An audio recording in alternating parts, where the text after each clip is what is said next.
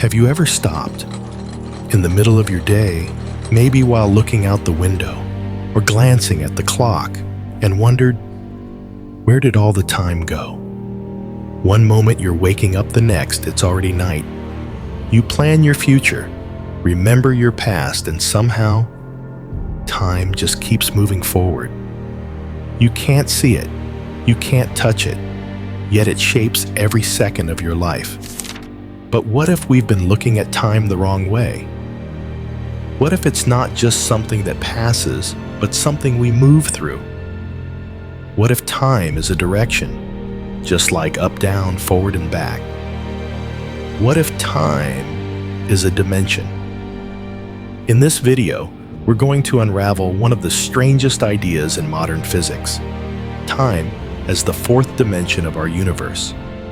We'll explore how movement through space actually affects our movement through time, why things shrink when they speed up, and why none of us can ever turn around and walk backwards in time. My name is Alex McColgan, and you're watching Astrum. Buckle up, because we're about to take a mind-bending journey through the unseen geometry of space-time. Time surrounds us. We live by it, schedule our lives around it, and depend on it to give structure to everything we do. Clocks tick, calendars turn, the sun rises and sets, and still, despite all of this familiarity, time remains a mystery. On this channel, we've already explored how black holes warp space and slow time. We've looked at how gravity stretches time, how satellites experience time slightly differently, depending on their altitude and velocity. We've even seen how the James Webb Space Telescope uses light's fixed speed to peer deep into the universe's past. Each of these things points to one conclusion: time isn't constant. Time bends. Time behaves strangely. And that's weird, because if you stop and think about it, time shouldn't behave like this, unless it's more than just a measurement. Unless time is a physical dimension, one we simply don't perceive the way we do space. You see, we experience time, but we can't hold it. We can't bottle it, smell it, or even see it. It flows endlessly, silently, and no matter how much we try, we cannot slow it, stop it, or go back. But here's the big question: if something invisible affects literally everything we do, shouldn't we try to understand what it truly is? That's what we're going to do today.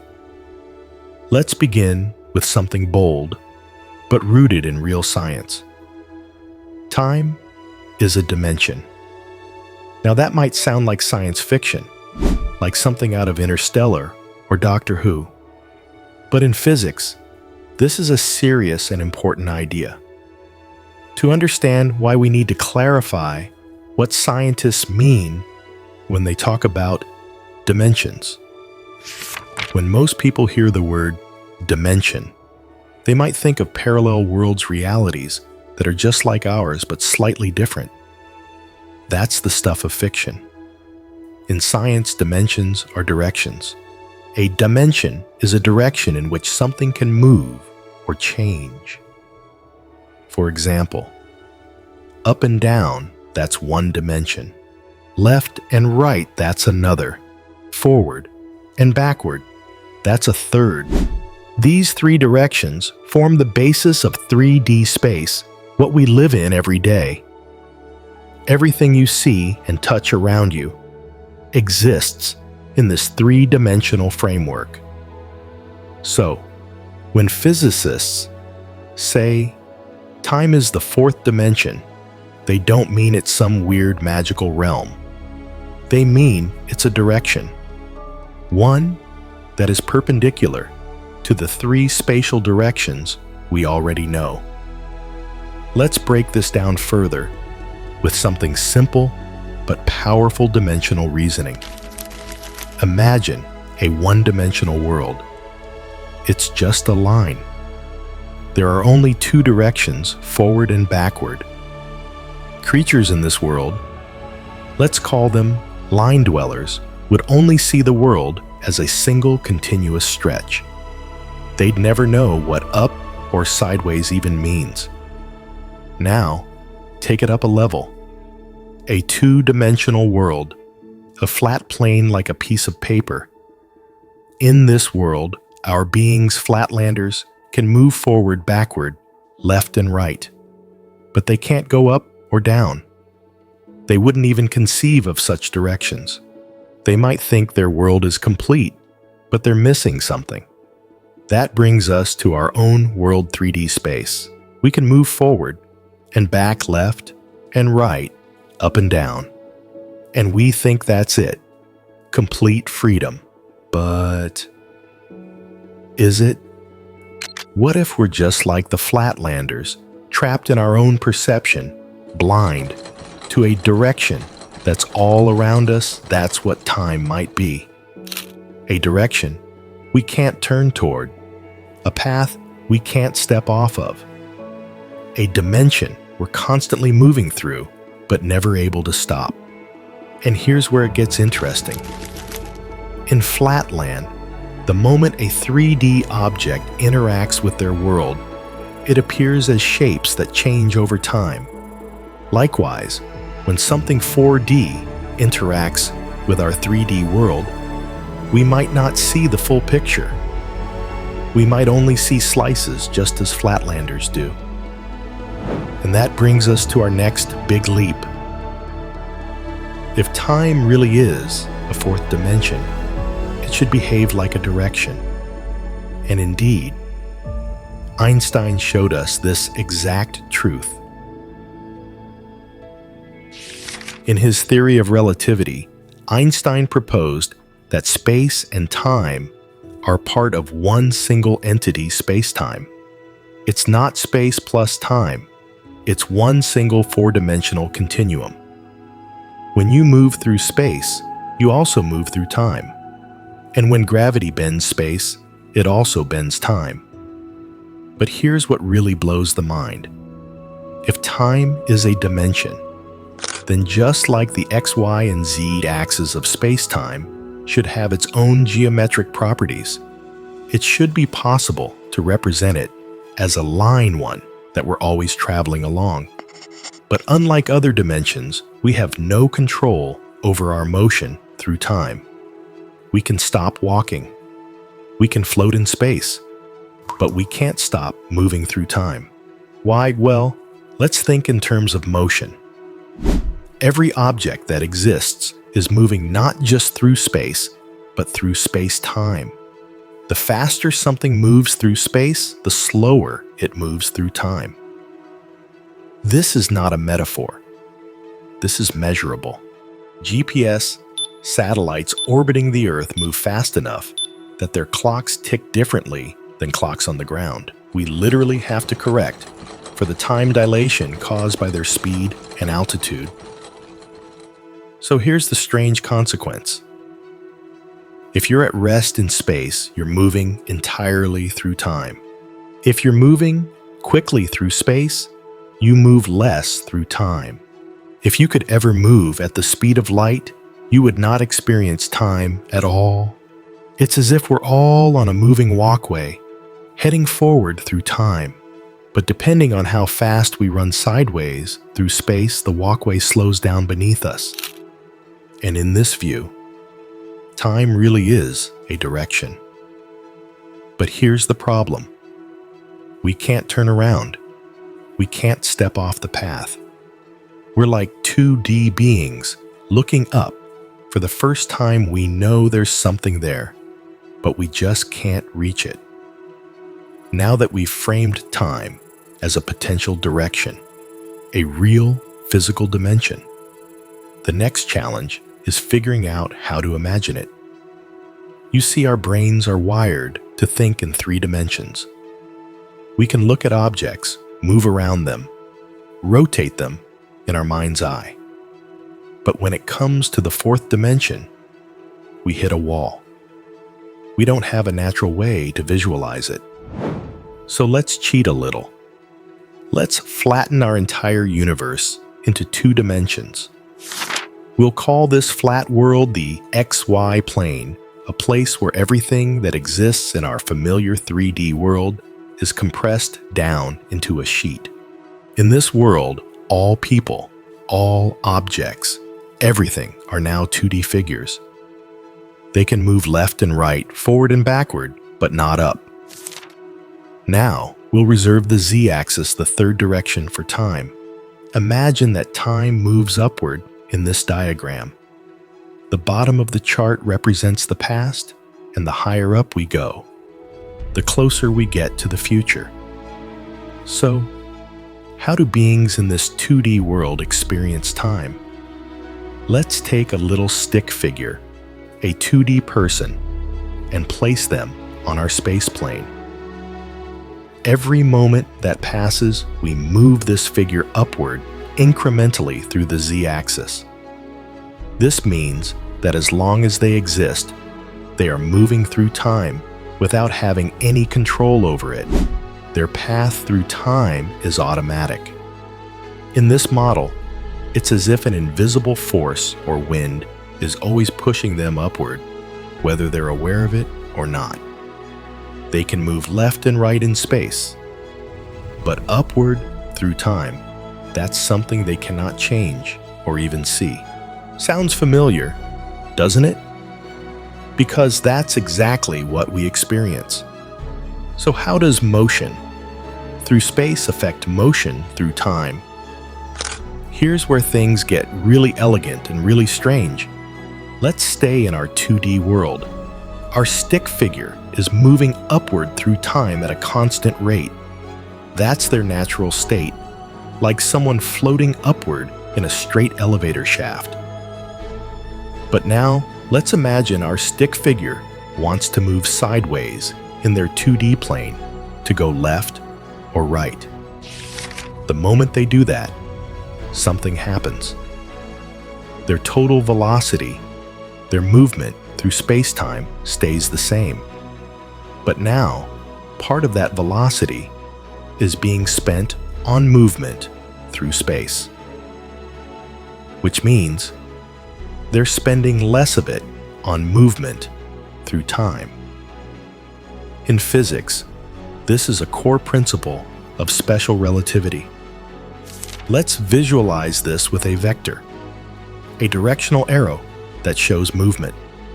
Our stick figure always has one, and its total length never changes. But depending on how that arrow is angled upward, sideways, or somewhere in between, it tells us how much of their motion is in space versus time. If the arrow points straight up, they're moving only through time and not at all in space. If they start moving sideways, their arrow tilts. They gain movement in space, but they lose movement through time. Take it to the extreme. If the arrow becomes perfectly horizontal, that figure would be moving entirely through space and not through time at all. That's exactly what happens at the speed of light. At light speed, an object no longer advances through time from its own perspective. Time essentially stands still. This is why photons, the particles of light, don't age. They're born, they travel at light speed, and then they die when they hit something. From their point of view, no time passes at all. So, if you ever wanted to escape time, the solution is simple. Just travel at 299,792,448 meters per second. Of course, that's impossible for anything with mass, but the concept is still mind-blowing. The faster you go, the slower time passes for you. And this isn't just theory, it's measurable. Astronauts aboard the International Space Station, because they're traveling faster than us, actually age more slowly by fractions of a second. The difference is tiny, but it's real. And if you could somehow travel at 90% or 99.99% the speed of light, you'd come back to Earth and find that decades, even centuries had passed here, while only a few days passed for you. That's time dilation. And it's one of the strangest consequences of seeing time as a dimension. We've seen how motion affects time, but it doesn't stop there. It also affects space. Back in our 2D model, let's imagine a stick figure who begins traveling sideways at incredible speed, close to the speed of light. From their perspective, they're still just a stick figure moving normally. But from the perspective of an outside observer, something begins to happen. The stick figure begins to flatten. Their shape becomes more and more compressed in the direction of motion. It's as if they're being squished like a pancake. This isn't some illusion. It's a real, predicted and observed phenomenon called Lorentz contraction. Let's explain this clearly. The faster something moves through space, the more its shape compresses in the direction of travel. This only happens from the perspective of someone standing still. So, if you could see a spaceship flying past you at near light speeds, it would look shorter. Its entire body would be crushed in the direction it's traveling. However, if you're on the spaceship, everything feels normal. This matches our earlier idea. From your own perspective, your vector through time remains the same. You are simply moving normally. It's the rest of the universe that seems to warp. And that's not just a metaphor. In relativity, your frame of reference defines what you see as normal. For the traveler, time and space seem unchanged. But for the stationary observer, the traveler's time slows and body compresses. Here's an image that helps. Imagine you're holding a flat coin, like a penny upright facing you. Now, turn it sideways. From your perspective, it gets thinner and thinner until it's almost invisible. That's what's happening to the fast-moving traveler. They are the same object, but their orientation in space-time has changed. And so from the outside, they appear distorted. This flattening isn't a trick. It's geometry. It's the cost of turning away from the direction of time and into the direction of space. That's how space and time are linked. That's why time must be a dimension. And it's why, when you look at someone moving at near light speed, they seem to warp. At this point, if time is truly a direction, just like up, down, left, and right, then a logical question arises. Why can't we move backwards in it? In space, we can reverse course. If you walk north, you can choose to walk south. If you fall down, you can climb back up. But time doesn't work that way. We are always pushed forward. We are passengers on a train that never stops, never reverses, never slows down. We're born, we live, and we die. And not once do we get to turn around and revisit a single moment.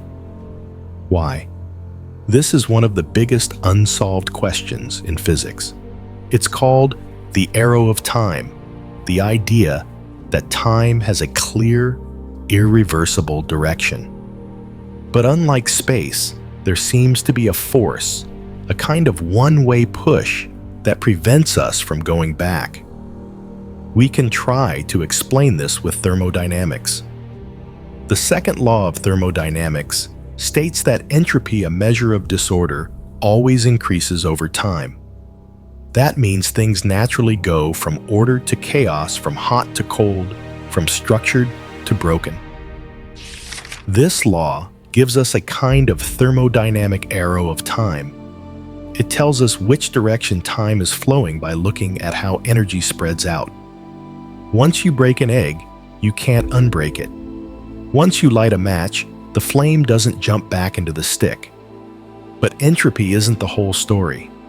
It explains why time moves forward, but not why we're forced to move with it. Why can't we just turn our vector around? If time is a dimension, shouldn't that be possible? Here's where our earlier model helps again. Imagine a 2D being being blown upward through the time axis of their flat world. This being has no control over the direction of the wind. It simply pushes them forward.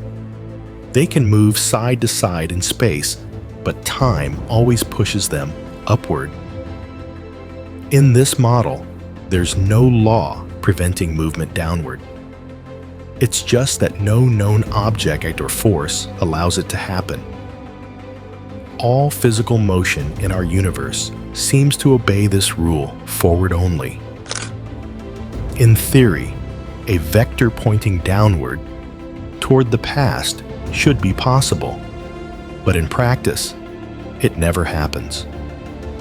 This is more than an inconvenience. It suggests something deep and fundamental about our reality. We are built to move forward in time. Our particles, our biology, our memories, everything we are is structured to align with the future. Could there be a version of physics where particles move backward through time? Maybe, but we've never seen it. Could a mind or a consciousness experience time in reverse? There's no evidence. Could the universe be symmetrical in time, the way it is in space? Some theories say yes, but reality seems to say no, and that brings us to a stranger thought. If we are moving through time, what do we look like in time? Let's revisit our 2D model. One last time. If a 2D stick figure exists in a 3D world, they can't see their full shape. They only see the cross-section, the thin slice of themselves that exists on their 2D plane. Their full body may stretch into the third dimension, but from their view, that's invisible. Now let's flip that around. We are 3D beings. But what if we are being sliced through the fourth dimension time? What if our full existence is like a long spaghetti noodle, stretching through the fourth dimension, with our consciousness slowly riding along it? But when we look at ourselves, what do we see?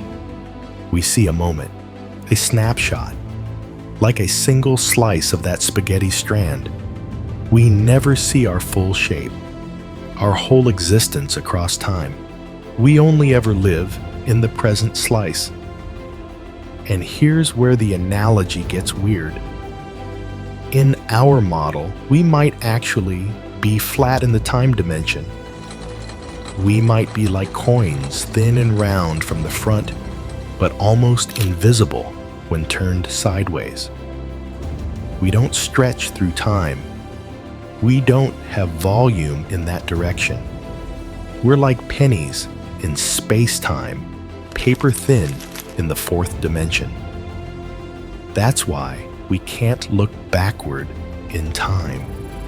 There's nothing of us extending in that direction. That's why we can't see the future. We haven't been drawn there yet. That's why we feel like we are always now. Because now is all we can ever touch. That's a strange and sobering thought. Maybe we are more limited than we realize. Maybe we're not just traveling through time. Maybe we're embedded in time and shaped by it. This entire video has been based on one idea. Time is not separate from space. It is a direction, a dimension, a force that shapes reality. We've built a model, a metaphor, a way to imagine what it means to live in 4 dimensions, even when our minds can only see 3. It's not the only theory out there, and it's not complete, but it does something powerful. It changes how we think. It helps us visualize what Einstein meant when he united time and space. It helps us understand why time slows down when you speed up, why shapes flatten when you move fast, and why we are forever passengers on the arrow of time. So, what do you think? Is time truly a dimension? Are we really flat in the 4th dimension? Could there be beings who see our entire lives at once the way we see the shape of a statue? Leave your thoughts in the comments below. I'd love to hear how you interpret this. And if you enjoyed this journey, I invite you to join me on a new series I'm launching called The Unseen World. In it, we'll explore concepts just like this one, the hidden dimensions of reality, the geometry of the universe, and all the things that are real, even if we can't see them. Thanks for watching. And remember, time may be invisible, but it's always there ticking all around us.